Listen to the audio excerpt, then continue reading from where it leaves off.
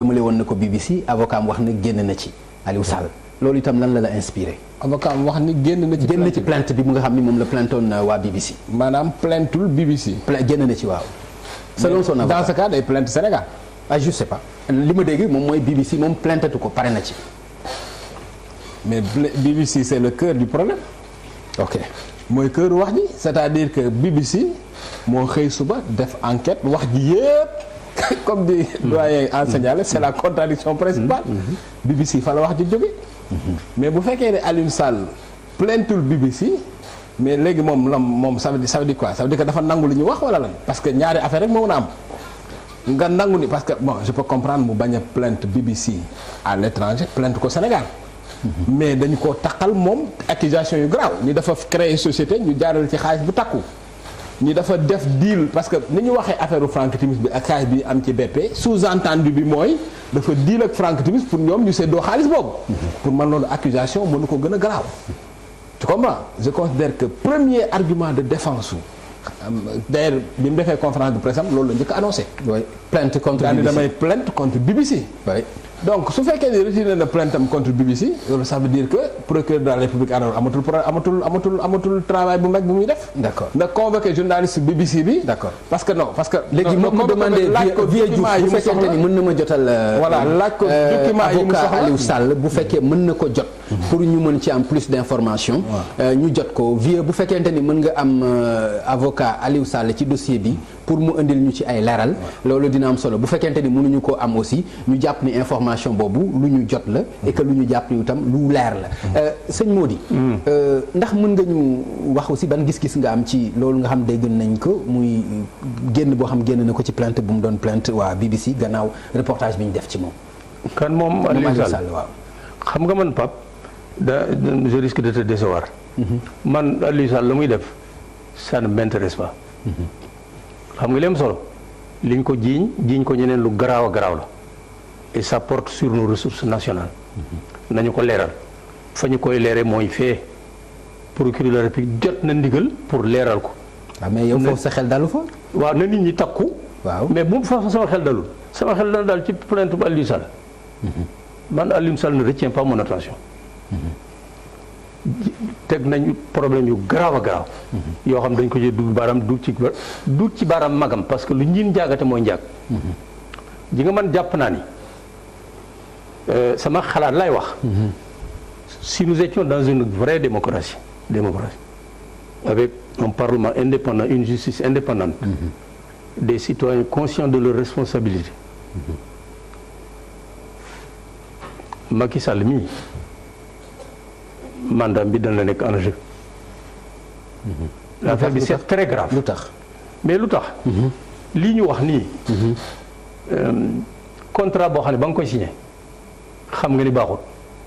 boo recommandation yi wax na la ni baaxul booba nee nañ Petro-Tim waru ci woon a dugg sax. fekk na nga dem bi ba koy bëgg a jox nit. mu ñëw ñu te ji nga buy def demande kii am na lu mu ci wax da koy adressé ministre de l'énergie mu yónnee ko Petrosen dañ ko war a enregistrer il y a un registre d'enregistrement passé ko devant la commission d'évaluation. évaluer ko négocier ak moom ba pare def seenu kii jox ko ministre de l'intérieur. s'il remplit les conditions ñu joxe conditions yi wax na ko compétence technique compétence nangam. nangam Asia boobu nga wax ñu ne filiale la woon ba ñu defee gisuñu fa Petro-Tim fenn te même kii booba tekkiwul dara mais te Petro-Tim sax moo ko jiitu ci ay at moom lañ njëkk a créé que Asia boobu même contrat bi ci 2 tours yi ñu bari ñi xam dañ ne Abdoulaye dafa dawaat moom doom ji parce que ce serait flagrant dana tey xel bu ñu ko defoon ci 2 tours moo tax ñu def ko 17 malheureusement ba ñu koy def Petro-Tim n'existait pas en tant que tel mais dafa garaaw. waaw li Cheikh wax rek ni scandale la Macky Sall luy ndey mu jox Petro-Tim 2 blocs yooyu tout en sachant que moom waru ci woon a bokk sax.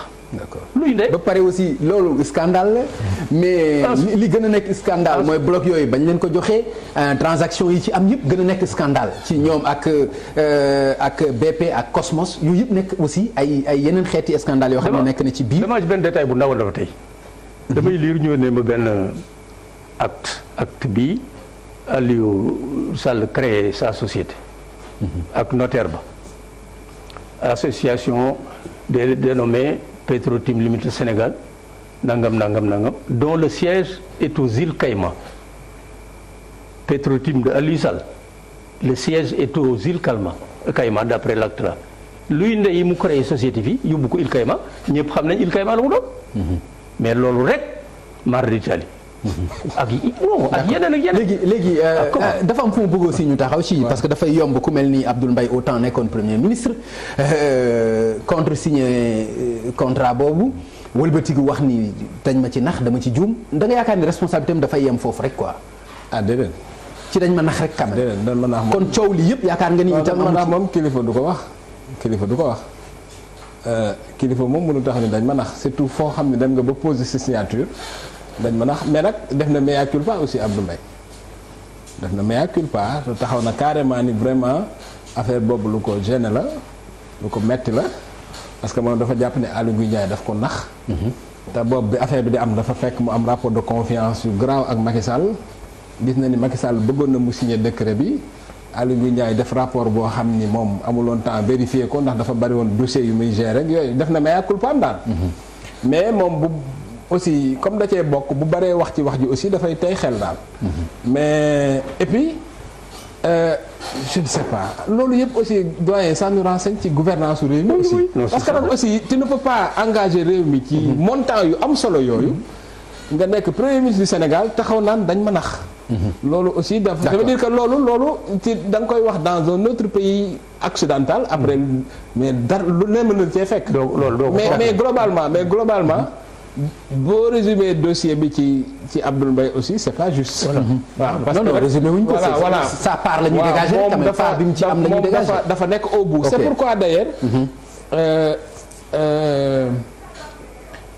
boo dégloo bu baax Abdoul Mbaye nga mën a distinguer politique dafa am lu muy wax di ko répéter. mas naa ko dégg mu ni du ma baal mukk Macky Sall affaire bii mu ma def loo daal. tu comprends du ma baal mukk Macky Sall affaire bii mu ma def loo. ci affaire Petro-Tim bi lay wax waaw wax na ko bi Sonko di génne livre am. yaa ngi wax je ne pardonnerai jamais à Macky Sall de m'avoir embarqué dans ce dossier yu dem noonu. ça veut dire quoi ça veut dire que Macky Sall daf ko woo ne ko signer le dossier bi les yeux fermés wala vraiment dañ ko piéger mais loo ci mën a dégg. boo ko mën a jëlee rek responsabilité Abdoul Mbaye doo ko. c'est pourquoi d'ailleurs comme il était premier ministre aussi au moment des faits man li ma gêné un peu ci positionnement am. mooy li mu ciy wax quand même bari na. te bi affaire yi di am premier ministre moom ak Thierno Alassane Sall seen position ci affaire dafa grave xam nga lu tax. parce que ay dossiers la yoo xam ne nii seen fonction taxoon nañu gérer ko. ci état dafa am lu ñuy woowee obligation de réserve maanaam dossier boo xam da nga ci impliqué wu woon. boo toogee après di ci wax dafa bizarre daal lu doy waar la. d'accord parce que taf rek nga dugg ci lu ñu naan déballage. bizarrerie boobu ndax gis nga ko ci ñoom seen taxawaay muy Abdoul Mbaye muy Thierno Alassane Sall doyen ak itam moom responsabilité bi nga xam ni ñàkku ko ci l'affaire Petro-Tim bi. waaw mais man je ne renvoie pas dos à dos Abdoul Mbaye ak Thierno Alassane Sall Abdoul Mbaye premier ministre Sénégal du dara. du dara on peut te faire. président mën naa signer les gens signent sans arrière-pensée premier ministre sénégalais du dara. kon le fait que ñu supprimer ko c'est bon. xalaat bu baax la pour waaw ça dépend ci ni mu ko supprimer. def campagne électorale ba campagne électorale jox il n'a pas pipé mot de ça. ok d'accord ñëw il ne respecte pas les Sénégalais. tu me donnes le il ne respecte pas les Sénégalais. voilà et je continue. premier ministre du Sénégal moom tout le monde sait que c'est pas grand-chose. on peut lui faire signer voilà mais il n'est pas le problème. le problème c'est Macky Sall. Moi, je le dis encore. Il n'est pas le problème. Le problème, c'est le président de la République, que j'appelle le président politicien. Voilà. Tout c'est lui. Lunjin Diaga, te mooy Ndiak, bu nag see fii décret boobu mu signé moo indi lépp te il l'a signé en toute mais kii itam bu ko contre signé wutoon mais du ñu egg si fii. non bu ko contre signé wuloon ñu daax ko indi keneen mu contre signé ko. waaw mais loolu moo gënoon.